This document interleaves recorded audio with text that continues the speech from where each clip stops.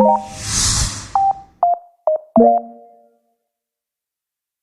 ngayon na araw pa lang mga guys, so gagawa kami ng burger with chicken mga guys. So ito na nga yung ating ginawa na burger at with sauce yan mga guys. So yan, super yummy po yan mga guys at sobrang sarap.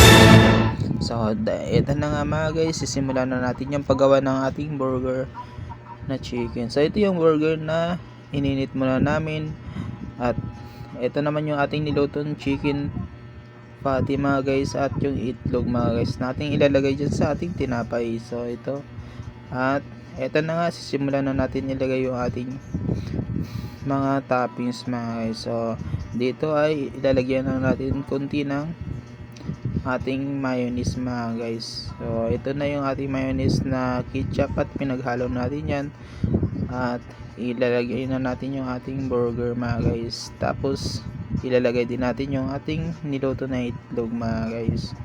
So yan, at ganyan lang kadali mga guys. So yun na, tapos na at uulitin lang din yan sa ating mga natitirang tinapay mga guys. So yun, at ganun lang din yung ating gagawin dyan mga guys hanggang sa matapos yung ating paglalagay ng mga toppings mga guys. So eto na nga, super yummy po yan mga guys at masarap talaga siya mga guys. So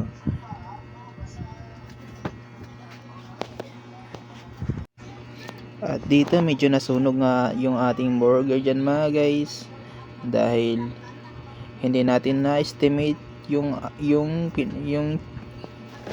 juicy niya mga guys. So yan, pagpasensyahan nyo na lang po yan mga guys. So yan, at ito na yung ating burger chicken mga guys. So yan, at ready na po yan i-serve. Yeah, wow, yummy. So yan, hanggang sa matapos po yan mga guys, no? So ulit-ulitin lang yan yung ating paglagay ng ating mga toppings dyan at maya maya ay pwede na po yan kainin mga guys. So ito na yung ating natapos na burger chicken mga guys. Ito na, sobrang sarap po nyan mga guys at super yummy mga guys, no? So